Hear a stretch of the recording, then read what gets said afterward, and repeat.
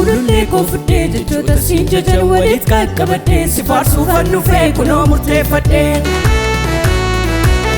Saba koo walaantee walaansuun koo mootee hin qabbaneessitee lubbuu koo ishee joortee anoo himeen fixuun kanatti naaf goote. Dibbee kiraaraa masangoo koo fuddeen jechoota siin jajan walitti qaqqabadheen si faarsuufan dhufee kunoo murteeffadheen. Saba koo walaantee walaansuun koo mootee hin qabbaneessitee lubbuu koo ishee joortee anoo himeen fixuun kanatti naaf goote. Atuu naaf oolteen oolmaa gurguddaa maal akkam jedheen si jalaa didaa. Atuu naaf oolteen oolmaa gurguddaa maal akkam jedheen si jalaa didaa.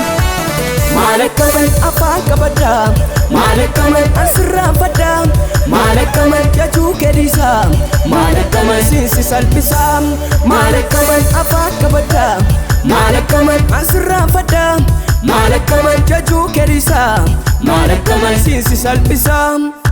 Inni suni Yesus koo jajuu kee innisu hojii kootii maqaa kee ol kaasee ulfeessuun. Inni suni Yesus koo jajuu kee innisu hojii kootii maqaa kee ol kaasee ulfeessuun. Inni suni Yesus koo jajuu kee innisu hojii kootii maqaa kee ol kaasee ulfeessuun. Inni suni Yesus koo jajuu kee innisu hojii kootii maqaa kee ol kaasee ulfeessuun.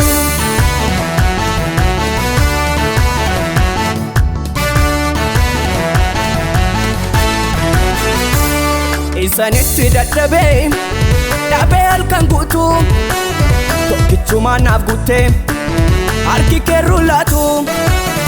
Isanitti dadhabee dhabee halkan guutuu tokkichumaan naaf guuttee harki kee rulaatu.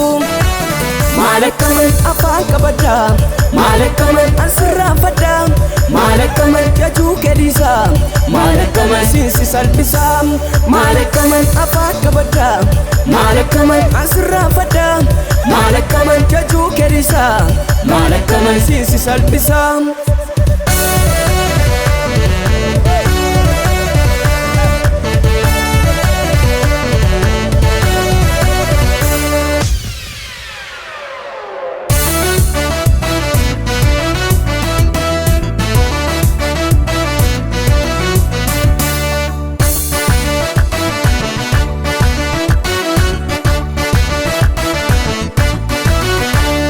Jireenyi koo hunduu si galateeffatu qaamni koo guutummaan maqaa kee jajatu.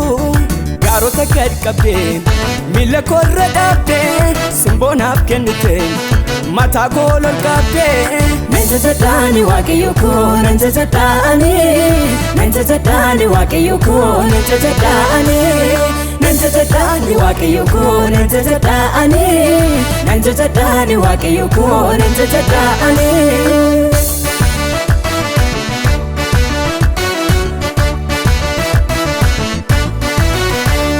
Ruut nama qarmii buutu haadha maasii taasifte du'aa furbulee alaazaariin dhayitee du'aa kaafte. Waggoota dhuuf kan garbooman Israa'el yaadatte utubaa duumessaanis isaan geggeessite. Abbaa cidhaa waan qabu dhabee dhugaatii of harkaa fite maqaa tokko malee bishaan daadhiitti harka kee jijjiirte. Nan jajadhaani waaqayyo koo nan jajadhaani nan jajadhaani waaqayyo koo nan jajadhaani nan jajadhaani waaqayyo koo nan jajadhaani nan jajadhaani waaqayyo koo nan jajadhaani.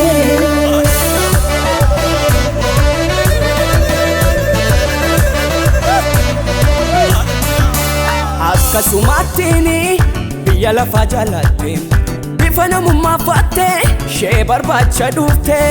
Kana yommuu yaadu gaarummaan kee na dhibaa of keessaatiin qabdu akka namaa jibbaa. Dachee xurooftuu irraa siif malu dhaabbachuun ulfina kee si gachisiise aanaan na jaallachuun.